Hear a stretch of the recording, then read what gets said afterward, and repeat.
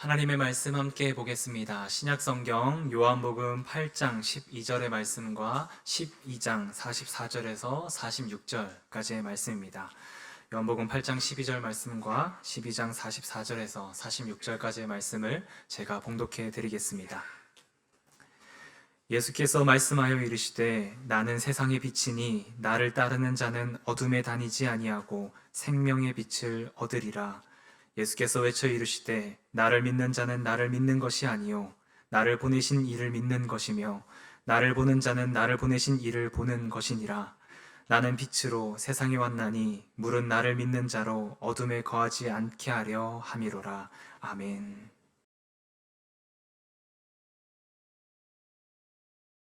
오늘도 주 안에서 예배하는 여러분들의 마음에 주님의 평강이 가득하기를 간절히 바랍니다. 오늘은 설교에 앞서서 오래된 고전 한 권을 소개하면서 설교를 시작하려고 합니다. 여러분들 이 책이 무엇인지 한번 맞춰보시기 바랍니다. 이 책은 독일의 작가 괴테로부터 인간의 손으로 만든 최고의 것이라는 평가를 받은 책입니다. 이 책은 주인공이 지옥, 연옥, 천국을 여행하며 보고 들은 것을 기록한 대서사시입니다. 이 책의 원래 제목은 라 디비나 코메디아입니다. 이 책을 기록한 저자는 단테입니다. 이 책의 제목은 무엇일까요? 아시는 분들이 꽤 많이 있습니다. 단테가 쓴 신곡이라는 책입니다. 한번 여러분들 영상에 보시면요, 단테가 쓴 이 신곡이라는 책은 우리들의 신앙생활에 좀 많은 도움을 주기도 하고 영적으로 또 이렇게 인생의 어두운 시기에 어떻게 살아가야 하는지를 좀 이렇게 보게 하는 귀한 책입니다. 단테가 이 신곡을 쓰기 시작한 나이는 35이었습니다.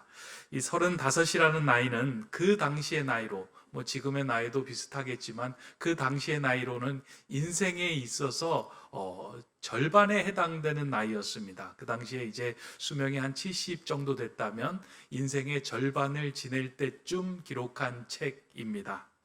이때의 단테는 지금으로 따지면 국무총리에 해당되는 자리에 있을 정도로 정치적으로 출세한 인물이었습니다.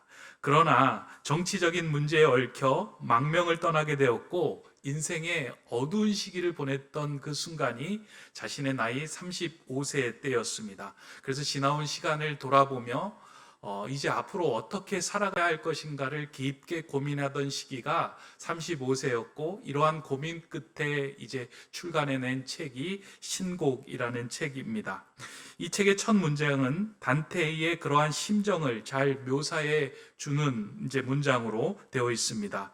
우리 인생길 반고비에 올바른 길을 잃고서 난 어두운 숲에 처했네.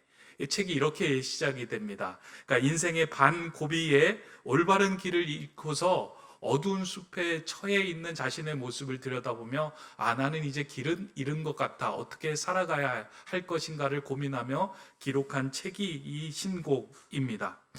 무엇에 쫓기며 살아왔는지 자신의 주변을 둘러보니까 3마리의 맹수가 자신의 주변을 둘러싸고 있는 것을 보게 됩니다. 한 마리는 표범이었습니다. 표범이라고 하는 것은 탐욕을 상징하는 동물이었고요. 두 번째 둘러보니까 사자가 있었습니다. 사자는 권력욕을 상징하는 동물이었습니다. 그리고 세 번째는 암늑대였는데 암늑대는 애욕과 재물욕을 상징하는 동물로 나타납니다. 단테는 이렇게 사나운 동물의 권력, 탐욕, 애욕, 재물욕을 쫓아다니며 살아가다 보니 어느새 길을 잃고 자신이 어두운 숲에 처하게 되었다. 이제 어떻게 살아가야 할 것인가? 그것을 고민하게 된 것입니다. 그 상황 속에서 한 빛으로 인도되어 단테가 이제 지옥과 연옥 그리고 천국의 그 여정을 거쳐서 자신이 보고 경험한 것을 하나 둘씩 기록해 나가는 것이 이 신곡의 전체적인 줄거리인데요. 책 한 구절 한 구절은 어렵지만 전체의 구조는 어렵지 않습니다. 그러니까 지옥, 연옥, 천국의 과정을 통해서 자신의 인생에 어두운 과정 속에서 빛이신 하나님께로 나아가는 그 여정을 그린 것이 이 신곡입니다. 그래서 지옥에서는 상당히 어둡게 표현하고 있고요. 연옥에서는 희미한 빛이 있는 반면에 천국에서는 아주 밝은 빛 가운데 그 빛이신 하나님께로 나아가는 그 과정을 그려내고 있는 것이 이 신곡입니다. 아마 이 단테가 이 신곡을 쓰면서요, 성경으로부터 많은 영감을 받았을 겁니다. 그 중에 가장 많이 영감을 받았던 곳이 저는 요한복음이었겠다라는 생각을 합니다. 왜냐하면 요한복음에서는 어둠과 빛에 대한 이야기가 상당히 많이 나오고 있기 때문입니다. 그래서 요한복음을 썼던 저자인 사도 요한도 요한복음을 쓰면서 이 어둠과 빛에 대한 이야기를 여러 가지 이제 단어를 통해서 사용하기도 했고 또 그것을 강조하며 나타냈습니다. 신약 성경의 복음서가 4권이 있는데요. 마태, 마가, 누가, 요한복음이 있잖아요. 근데 마태, 마가, 누가, 요한복음은 공통점이 참 많이 있습니다. 예수님의 일생을 연대기적으로 이제 기록한 성경이 이 3개의 복음서라면 요한복음은 예수님의 일생을 연대기적으로 기술하지 않고요, 영적인 관점에서 보면서 성경을 기록해 나갔습니다. 그러니까 요한의 마음, 그리고 요한의 영적인 상태, 요한이 바라봤던 예수 그리스도에 대한 모습들을 여러 상징과 표현을 통해서 이제 기술해 나가고 있는 것이 요한복음입니다. 근데 이 요한이 가장 많이 사용했던 단어 가운데 하나가 빛이라는 단어입니다. 제가 요한복음을 읽으면서 빛을 이제 단어를 세 보니까 무려 21번이 이제 요한복음에 등장을 하고 있습니다. 요한은 이 땅에서 오신 예수님을 빛으로 묘사하기도 하였고 그 예수 그리스도를 믿는 우리들도 세상에 빛으로 살아가야 할 것을 여러 군데서 이제 다양하게 표현을 하였습니다. 요한이 요한복음을 쓰면서 이렇게 빛의 의미를 두었던 것은 요한의 삶에도 어둠이 있었기 때문입니다. 자신 안에 다가왔던 이 어둠의 문제를 어떻게 해소하고 해결해야 되느냐, 그것을 깊게 바라보며 예수님과 함께 했던 그 시간 속에서 자신의 어둠을 해결했던, 그리고 자신의 그 어둠을 몰아내게 했던 그 예수님의 말씀을 집중하다 보니까 그 빛이라는 단어를 아주 많이 사용했던 것입니다.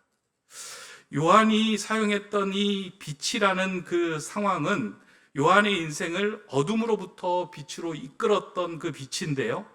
요한복음을 읽어보면 그 상황을 크게 이제 두 부분으로 이렇게 나타내서 묘사하고 있습니다. 그러니까 자신의 인생 가운데 어둠에서 빛으로 이끌었던 그 주님의 빛이 어떠한 상황에서 어둠에서 빛으로 이끌었는지를 크게 이제 두 부분으로 나타내는데요. 첫 번째 부분은 주님이 비춰주시는 빛을 통하여 어둠의 자녀였던 자신의 신분이 빛의 자녀의 신분으로 바뀌었음을 이제 묘사하고 드러내고 있다는 겁니다. 우리 신분의 변화에 대해서 이야기하고 있습니다.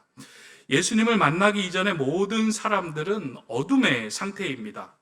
예수님을 알지 못할 때는 내가 행하는 행동이 어둠의 자녀의 행동인지 제대로 깨닫지 못합니다.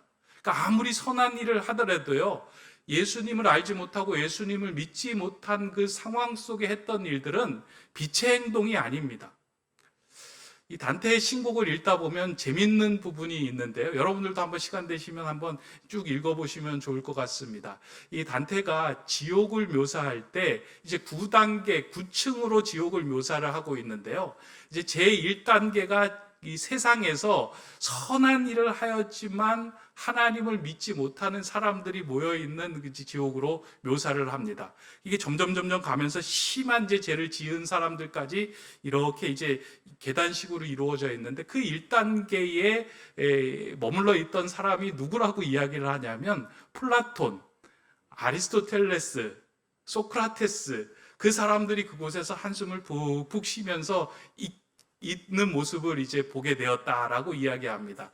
그 이유는 이 사람들이 아무리 세상 속에서 자신이 가지고 있는 이성과 자신이 가지고 있는 지식으로 남들을 옳은 곳으로 인도하려고 하였지만 그것이 참빛이 아니었다.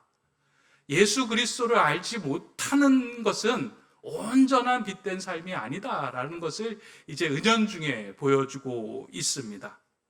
오직 우리는 예수 그리스도, 빛 대신 예수님 안에서만 우리가 빛의 자녀로 살아갈 수 있고 빛의 삶을 살아갈 수 있습니다.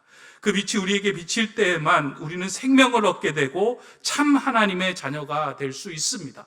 요한은 어둠에 살았던, 어둠에 속해 있던 자신을 그 예수 그리스도의 빛을 통하여 자신의 신분이 바뀌었음을 경험하고 그 신분이 바뀐 것을 다른 하나님을 알지 못하고 예수를 알지 못하는 자들에게 같이 그 은혜를 누리고자 이 요한복음을 기록하며 빛에 대한 말씀을 한 것입니다.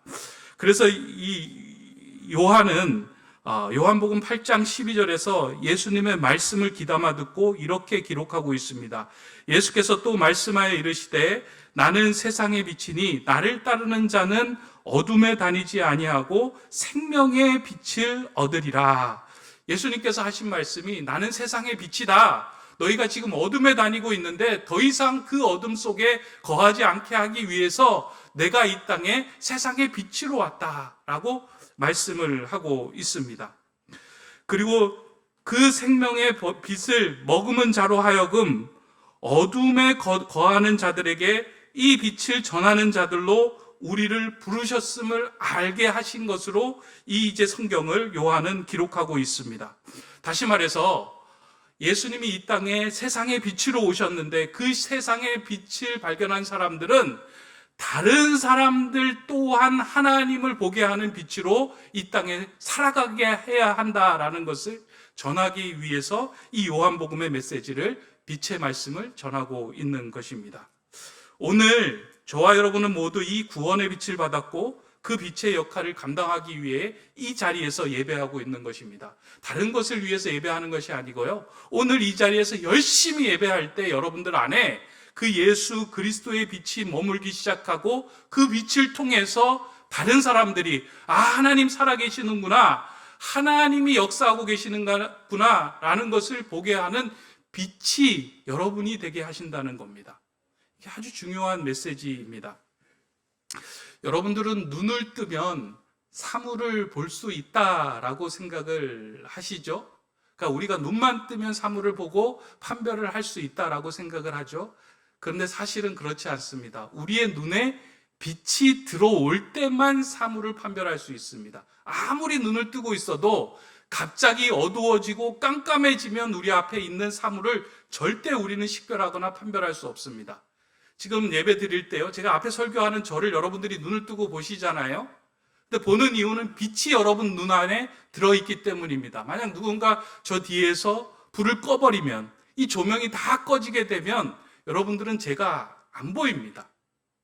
우리의 눈에는 빛이 들어와야만 사물을 바라보고 대상을 정확하게 판별할 수 있습니다. 마찬가지로 예수님이 이 땅에 세상의 빛으로 오셨다라고 하는 것은요, 그 빛을 통해서 하나님을 보게 하기 위해 이 땅에 오신 거예요. 그래서 주님이 우리에게 먼저 빛을 보여주셨기 때문에 우리는 하나님이 계시는구나, 천지를 창조하셨구나 라는 것을 믿고 알게 되는 것입니다.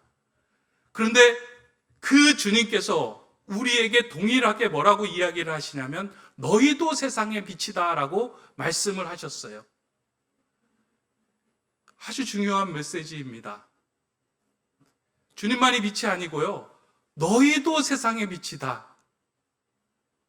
교회에서 빛이 아니고요, 어떤 신앙 공동체에서 빛이 아니고 세상에서 빛이다라고 말씀하시는 것은요, 하나님을 알지 못하는 것에 너희의 빛을 통해 하나님을 알게 하는 도구로 내가 너를 세웠다라고 하는 메시지입니다. 우리가 지금 평화의 기도 8번째, 어둠이 있는 곳에 빛을 비추게 하소서라고 간구하는 이 기도를 드린다라고 하는 의미는, 첫 번째 의미는 여기에 있는 거예요. 하나님, 저를 통해서 믿지 않는 자들이 하나님을 발견할 수 있는 빛으로 사용하여 주시옵소서. 이미 주님의 빛을 받은 제 삶을 통하여, 제 행동을 통하여, 말을 통하여 그 한 사람을 주님께로 인도하는 생명의 빛이 되게 해 주시옵소서. 저와 여러분은 그런 능력을 품고 그런 빛으로 이 자리에 있는 겁니다.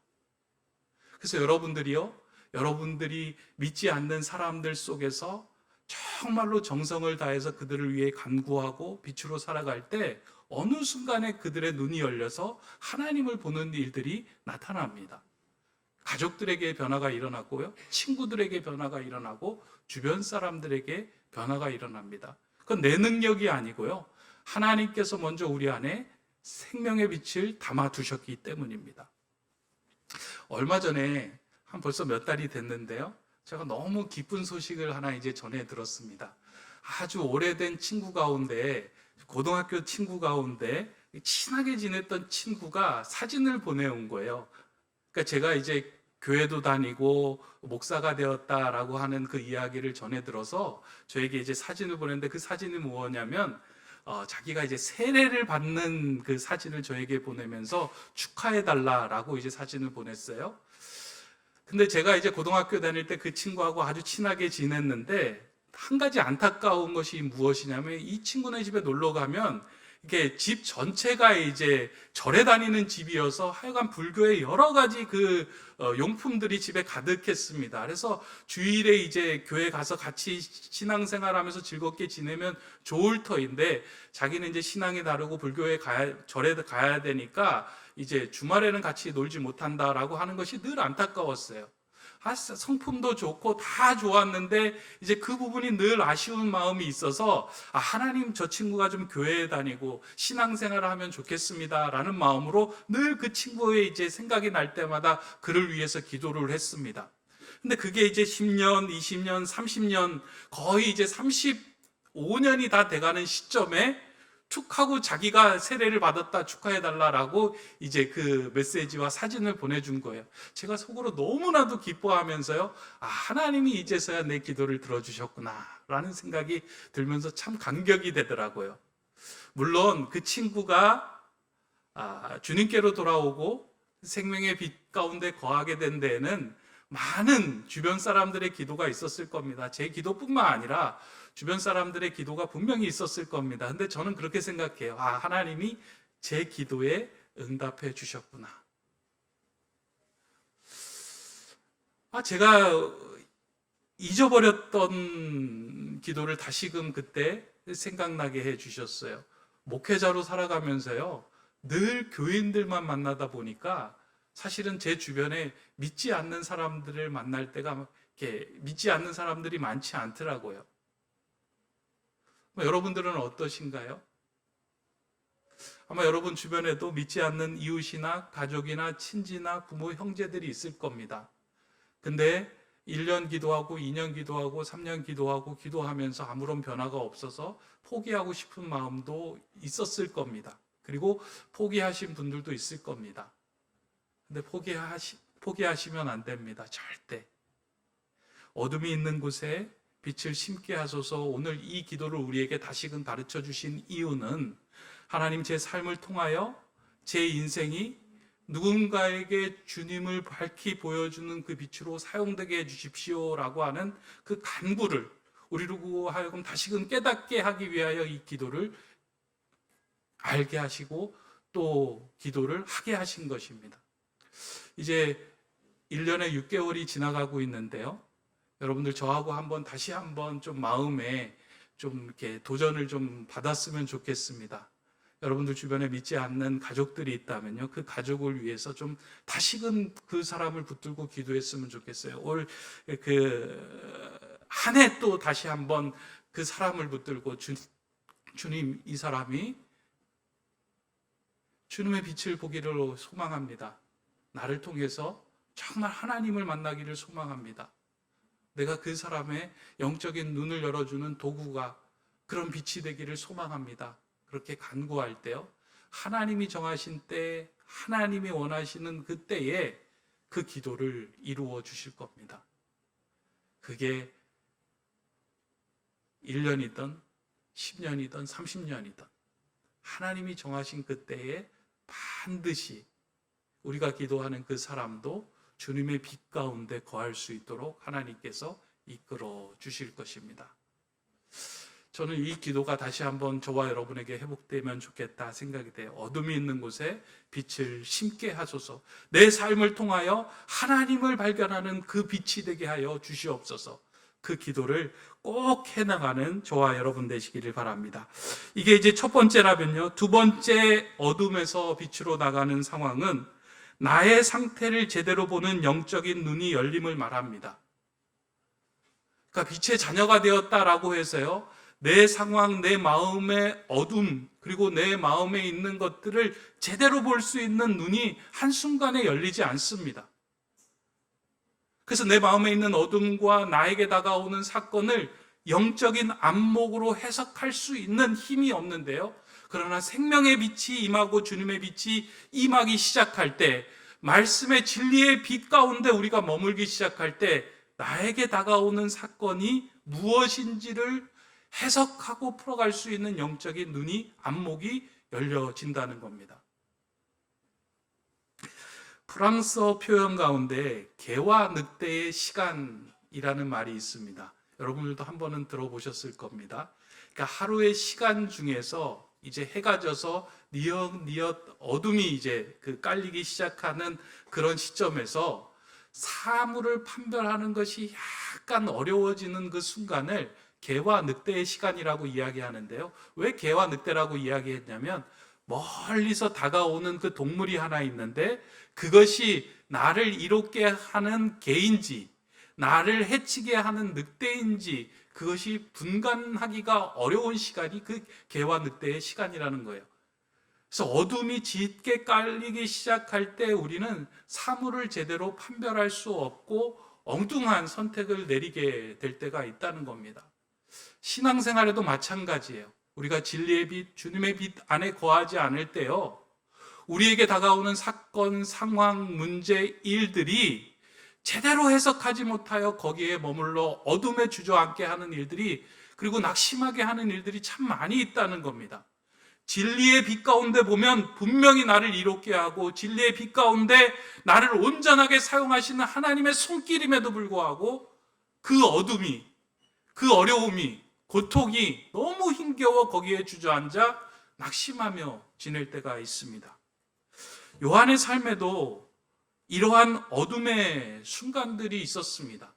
요한이 계속해서 주님이 빛이다, 우리가 빛이다 라고 강조한 이유는 요한 안에도 이러한 어둠이 있었기 때문에 그 빛에 주목했던 것입니다. 그럼 요한이 가졌던 어둠은 무엇일까? 요한의 삶 전체를 한번 들여다볼 필요가 있습니다. 이 요한은 예수님의 제자 중에 한 명이었습니다. 근데 예수님의 제자들, 그러니까 요한을 제외한 예수님의 제자들은 초대교회의 많은 사람들에게 주목을 받았던 영웅과 같은 인물로 사역을 했습니다. 다시 말하면 교회를 세웠고요. 사람들을 낫게 하고 치유하고 복음을 전파할 때 많은 이적이 일어나다 보니까 사람들이 예수님의 제자 한 명 한 명을 볼 때 초대교회에 등장한 위대한 인물이며 위대한 영웅이라고 다 그들에게 주목했던 겁니다. 그에 비해서 요한의 삶은 아주 심플했습니다. 요한은 뭐라고 지냈을까요?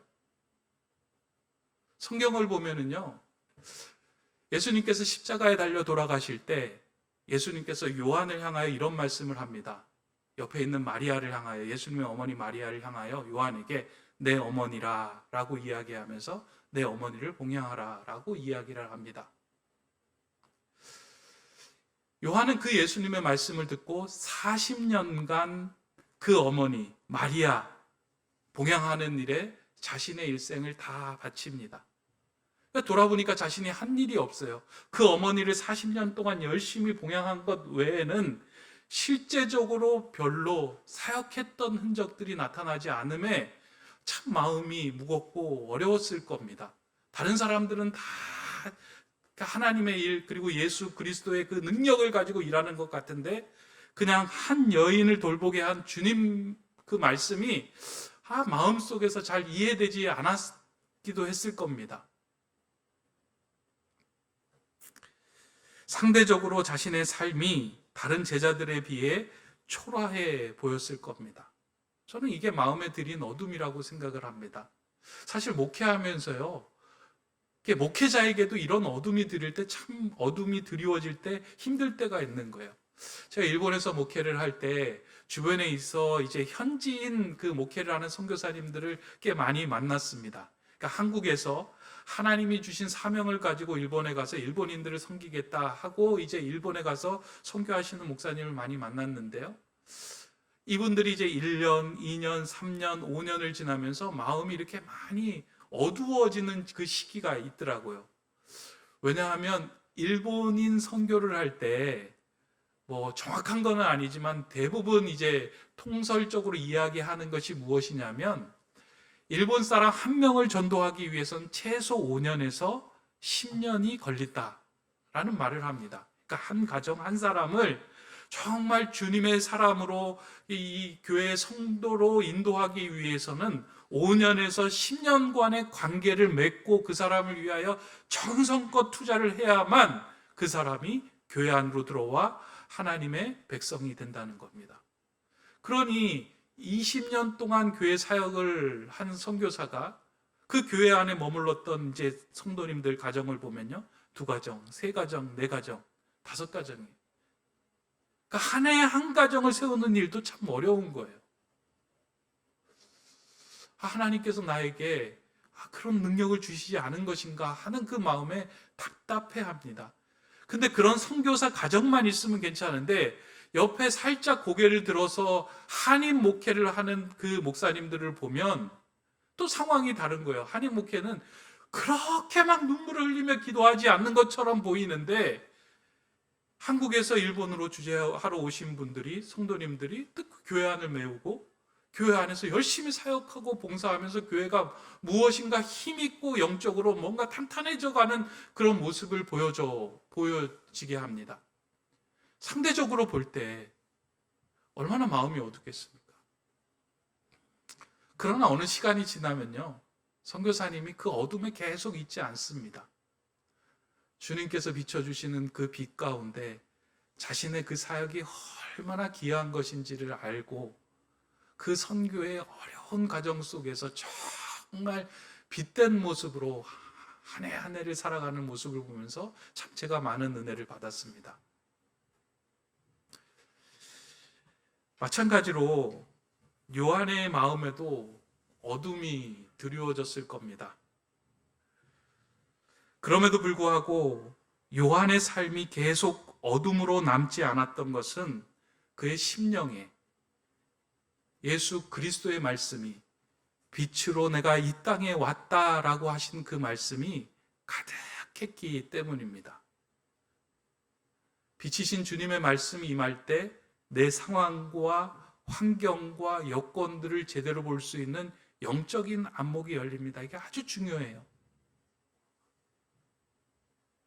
내 인생을 괴롭히는 사건처럼 나를 어렵게 하는 상황들로 다가오는 것들인데 영적인 안목과 시선으로 보니까 그것이 나를 살리는 생명의 빛이 되는 경우들이 있다는 겁니다.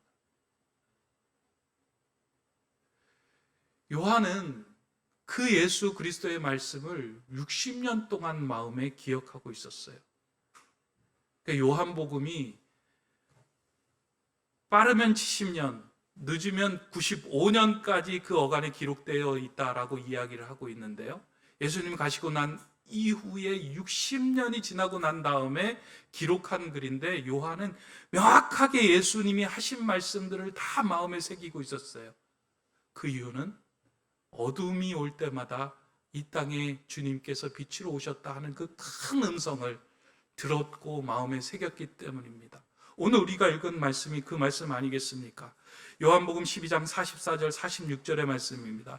예수께서 외쳐 이르시되 나를 믿는 자는 나를 믿는 것이 아니요 나를 보내신 이를 믿는 것이며 나를 보는 자는 나를 보내신 이를 보는 것이니라. 나는 빛으로 세상에 왔나니 물은 나를 믿는 자로 어둠에 거하지 않게 하려 함이로다.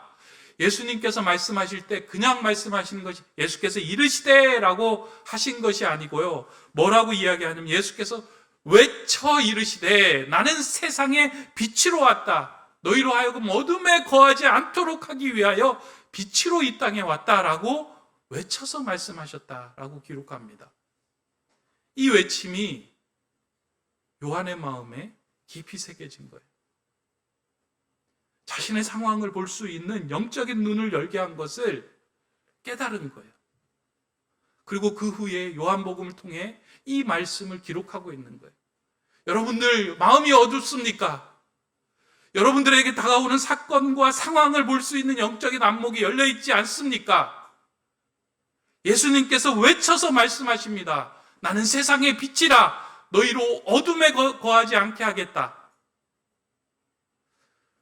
내게 주어진 삶에도요, 어둠의 순간들이 다가와 이것이 나를 해롭게 하고 나를 지치게 하는 일들로 다가와 너무 피곤해하게 만들 때가 있습니다. 그러나 주님 안에 있는 자에게는, 그러나 빛이신 주님으로 인하여 빛의 자녀가 된 자들에게는 그 어둠마저도 빛으로 주님을 보는 빛으로 사용하신다는 거예요. 놀라운 거죠.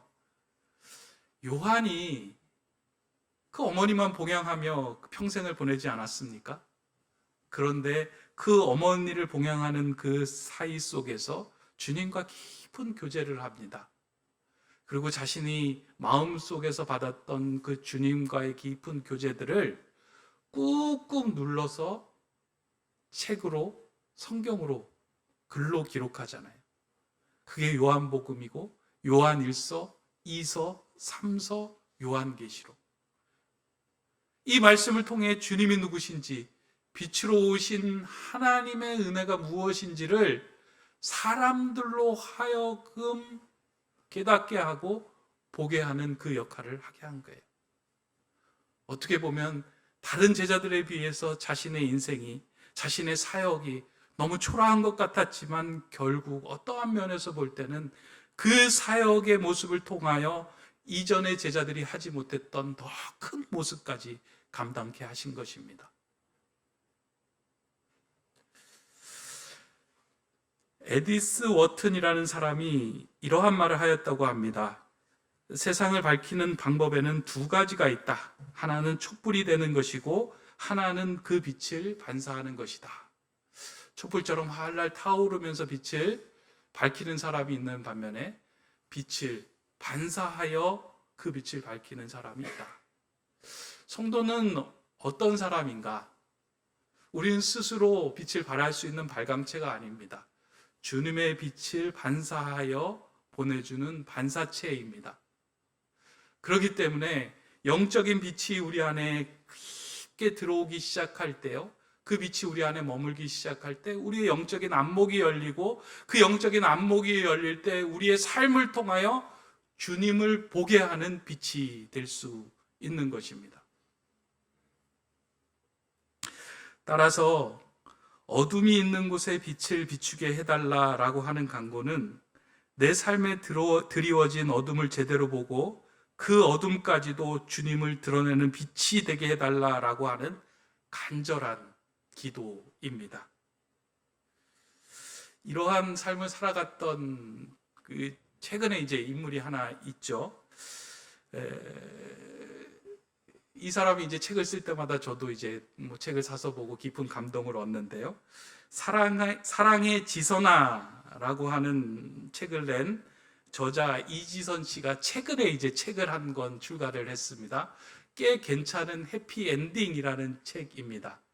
이제 교통사고 낸 지 2003년에 교통사고가 나고 전신 화상을 입고 난 후에 여러 과정을 통해서 이제 한동대학교의 사회복지학 교수가 되었는데요. 지나온 삶을 돌이켜 보니까 죽을 것 같았는데, 고통이었는데, 너무 어둠의 시기였는데 빛이신 주님을 만나고 난 후에 지금 자신의 모습을 보니까 꽤 괜찮은 삶이다. 그래서 꽤 괜찮은 해피엔딩으로 지금 나아가고 있다 라고 이야기하며 그 소소한 일상을 담아서 이제 책을 기록해 나갔습니다. 사실 여러분, 그 상황을 좀 생각해 보시기 바랍니다. 멀쩡한 여대생이 교통사고를 당해서 온몸에 전신 화상을 입고 얼굴도 잃어버리고 모든 걸 다 잃어버린 거예요. 얼마나 큰 어둠이겠습니까? 얼마나 큰 절망이겠습니까? 살아날 소망이 그에게 있었겠습니까? 그런데 빛이신 주님을 의지하며 계속해서 한 걸음 한 걸음 하나님께서 내게 원하시는 것이 있음을 그는 신뢰하고 한 걸음 한 걸음 내딛습니다. 그런 그에게 빛이신 주님이 임하셨고 그의 마음을 밝혀주셨어요. 아, 세상에 빛이 되는 존재로 살아가야 되겠구나. 절망이 있는 곳에 희망을 전해주는 삶이 돼야 되겠구나. 어둠이 있는 곳에 빛을 전해주며 살아계신 하나님을 증거하는 삶이 돼야 되겠구나. 그런 마음을 갖자 마음속에 있었던 어둠이 사라지고요. 빛이신 주님 앞에서 자신의 마음도 밝아지게 되었다라고 이야기합니다. 그래서 자신의 인생을 한마디로 얘기해요. 인생은 동굴이 아니라 터널이었다.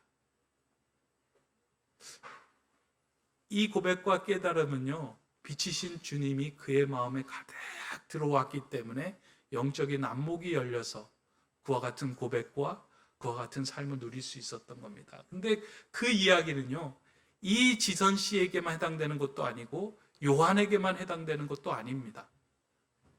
빛의 자녀인 저와 여러분 모두에게 해당되는 말씀이에요.